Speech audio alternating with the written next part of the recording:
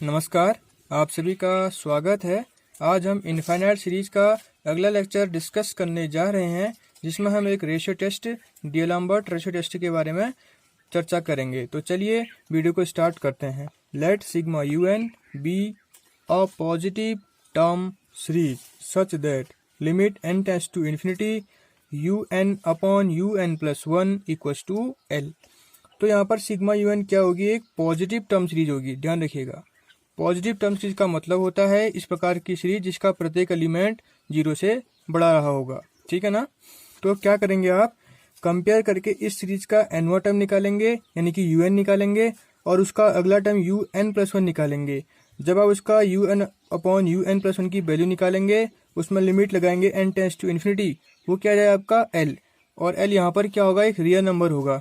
तो अब ये जो गिवन सीरीज आपकी UN है, इस L पर ही डिपेंड कर रही होगी।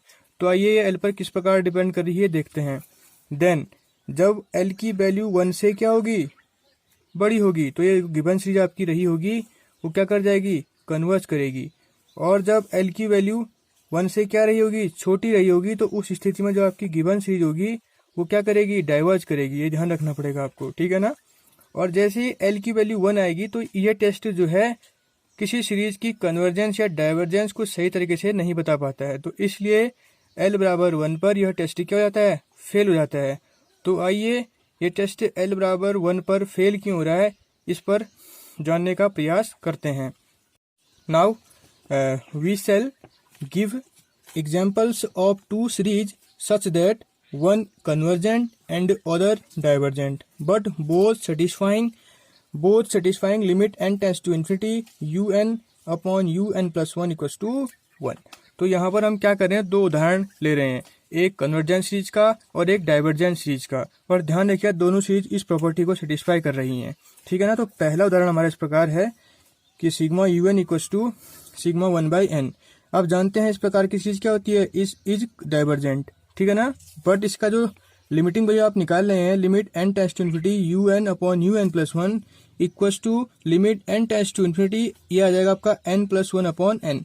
जिसे आप सॉल्व करेंगे तो क्या आएगा आपका? Limit n tends to infinity 1 plus 1 upon n। इसको आप ऐसे लिख सकते हैं, और यहाँ पर आप लिमिट लगाएंगे तो ये आ जाएगा 1। ठीक है? ठीक।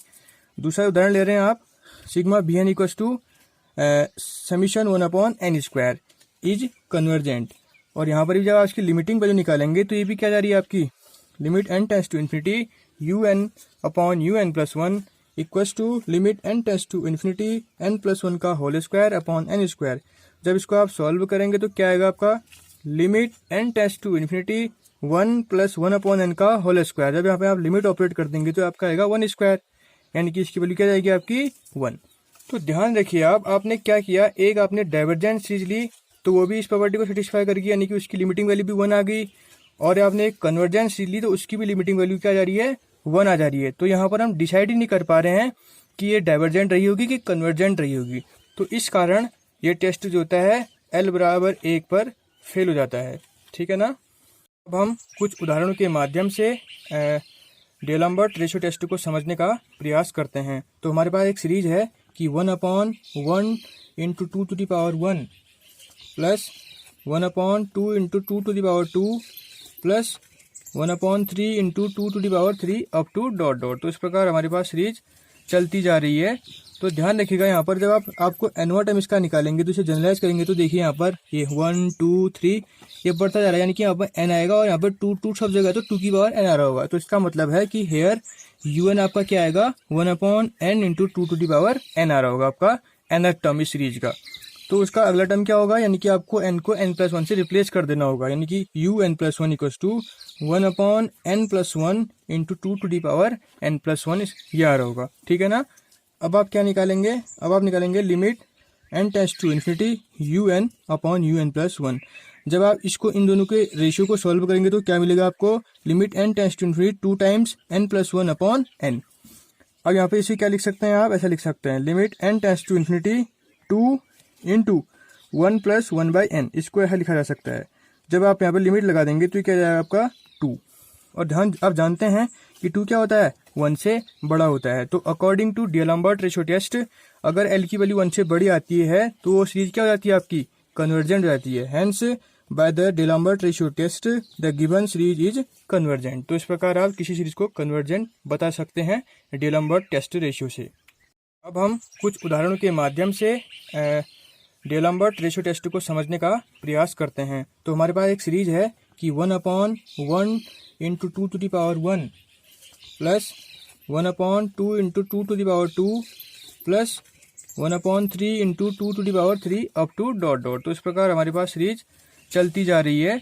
तो ध्यान रखिएगा यहाँ पर जब आपको nवां टर्म इसका निकालेंगे तो इसे जनरलाइज करेंगे तो देखिए यहाँ पर ये 1 2 3 ये बढ़ता जा रहा है, यानी कि यहाँ पर n आएगा और यहाँ पर 2 सब जगह तो 2 की पावर n आ रहा होगा। तो इसका मतलब है कि हेयर un आपका क्या आएगा 1/n into 2 to the power n आ रहा होगा आपका nth टर्म इस सीरीज का। तो उसका अगला टर्म क्या होगा, यानी कि आपको n को n+1 से रिप्लेस कर देना होगा, यानी कि un+1 equals to 1/n+1 into 2 to the power n+1 ये आ रहा होगा। ठीक है ना। अब आप क्या निकालेंगे, अब आप निकालेंगे limit n tends to infinity un/un+1। जब आप इसको इन दोनों के रेशियो को सॉल्व करेंगे तो क्या मिलेगा आपको, limit n tends to infinity 2 times n+1/n। अब यहाँ पे इसे क्या लिख सकते हैं, आप ऐसा लिख सकते हैं limit n tends to infinity 2 into 1 + 1/n, इसको ऐसा लिखा जा सकता है। जब आप यहाँ पर लिमिट लगा देंगे तो क्या जाएगा आपका 2। और ध्यान आप जानते हैं कि 2 क्या होता है 1 से बड़ा होता है। तो अकॉर्डिंग टू डिलम्बर्ट रेशियो टेस्ट अगर l की वैल्यू 1 से बड़ी आती है तो वो सीरीज क्या हो जाती है आपकी कन्वर्जेंट हो जाती है। Hence by the D'Alembert ratio test the given series is convergent. तो इस प्रकार आप किसी सीरीज को कन्वर्जेंट बता सकते हैं डिलम्बर्ट टेस्ट रेशियो से।